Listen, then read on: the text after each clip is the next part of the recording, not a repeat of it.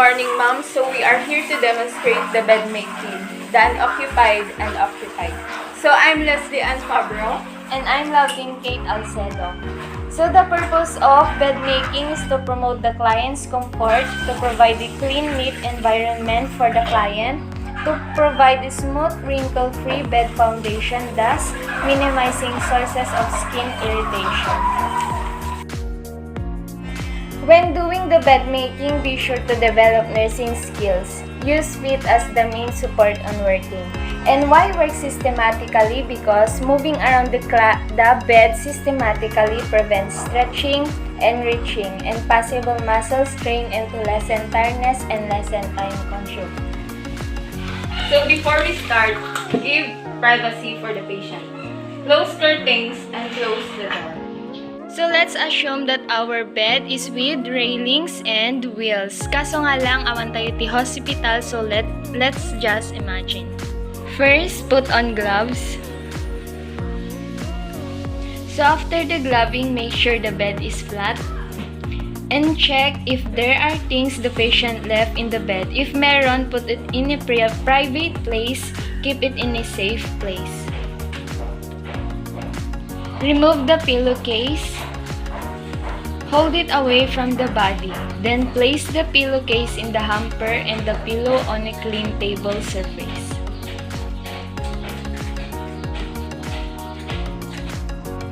Loose all the bed linens. If it is clean and can be reused, fold it and place it in a clean surface. Roll all the soiled linens inside and hold it away from our uniform.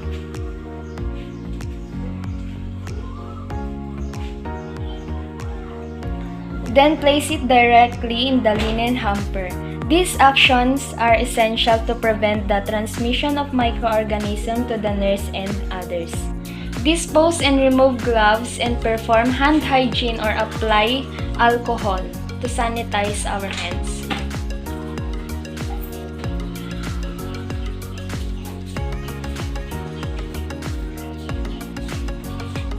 And wear another set of gloves.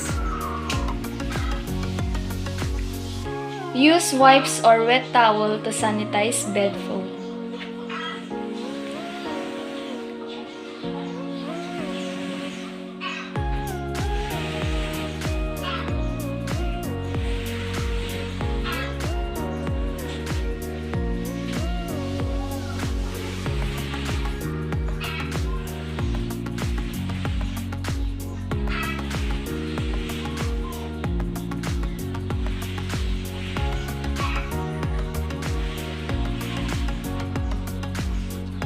And dispose.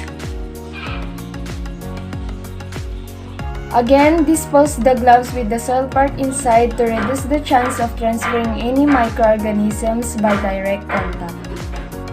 And sanitize hands. Apply the bottom sheet.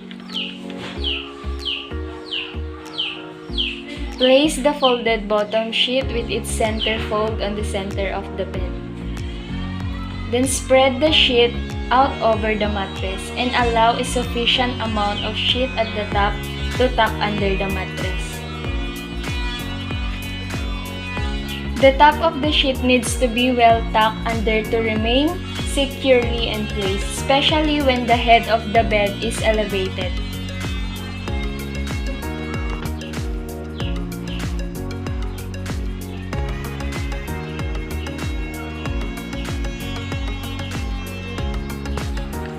Then put the draw sheet. It should be placed at the center and fold.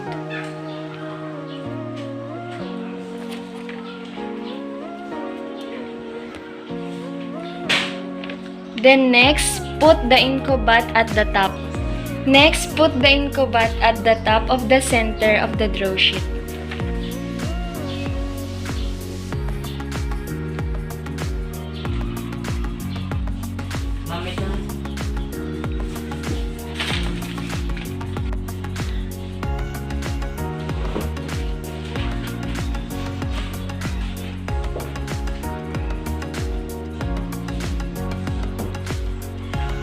Then miter the bottom sheet. at the head part. Then tuck all under the mattress, working from head to foot.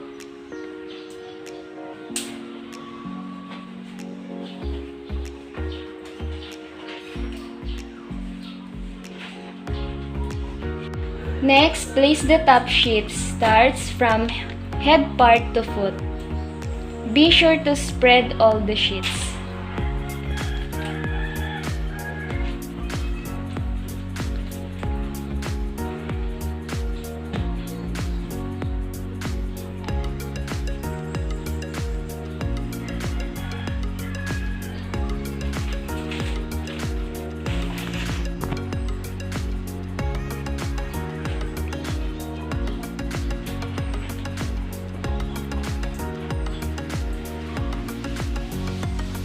Then, next, put the blanket starting by placing at the upper part to the foot part.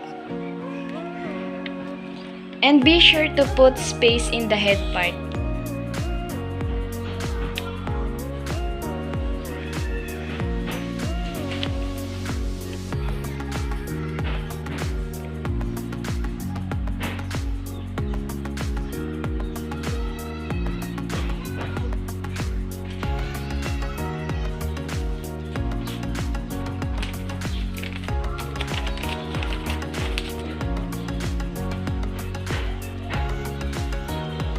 Then miter together the top sheet and the blanket.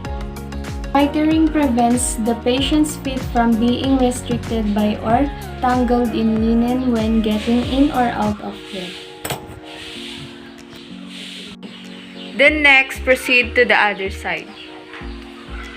Pull the bottom sheet.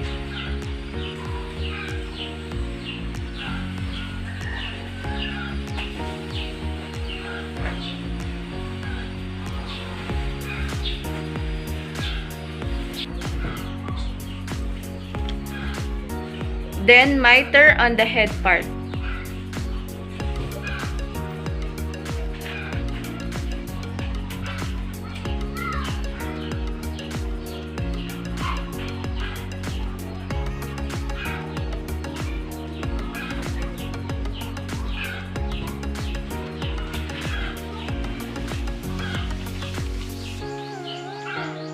Next, pull the draw sheet and Unoccupied. Then tuck in from head part to foot part. Make sure that it is wrinkle-free.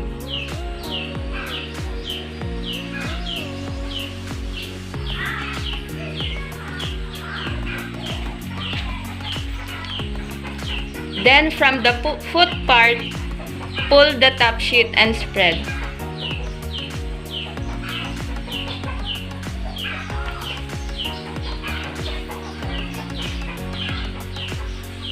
Then miter together the top sheet and blanket.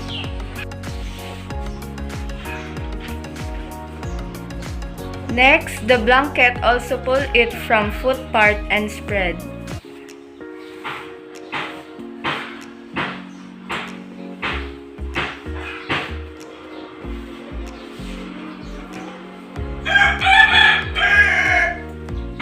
Then miter together the top sheet and blanket.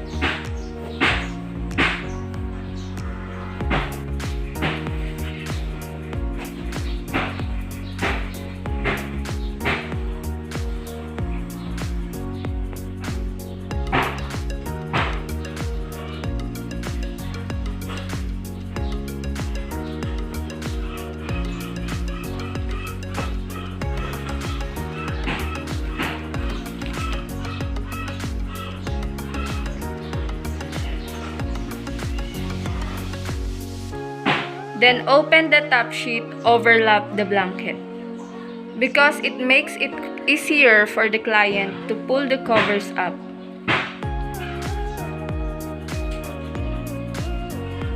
And move to the other side and secure the top bedding in the same manner.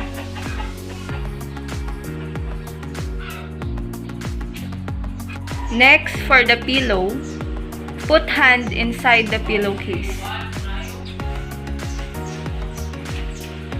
Take the tip of the pillow and put it inside the pillowcase, then push pillowcase inward.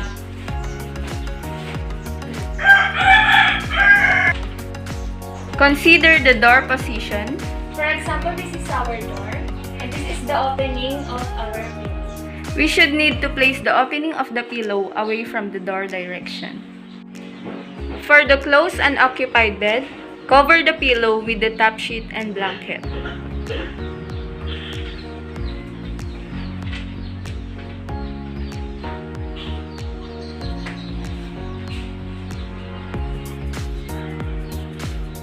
So this is the closed and occupied bed. For open and occupied bed, fold the blanket and the top sheet of the head part and make a triangular opening.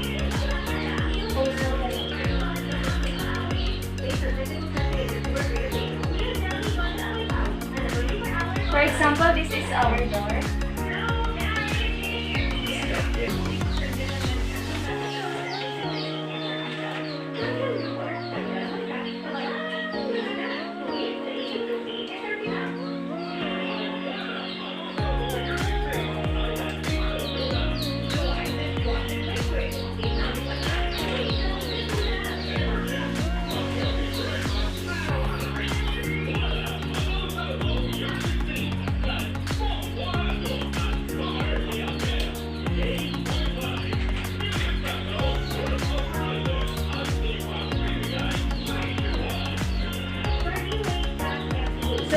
So this is the open and occupied bed. For surgical bed fold, hold the top sheet and blanket straight and vertical. Be sure to tuck in the foot part.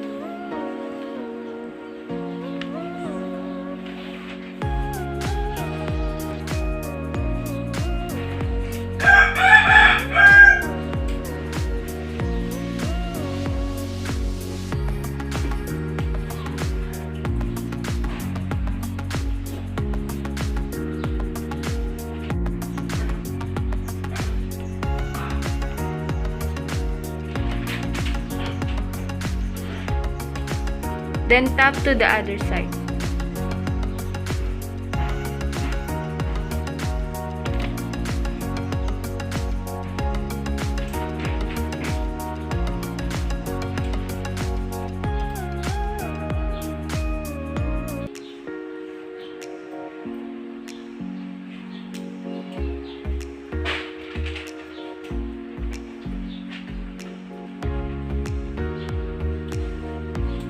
Next, put the rails up where the blanket position was put. For example, this is our railings.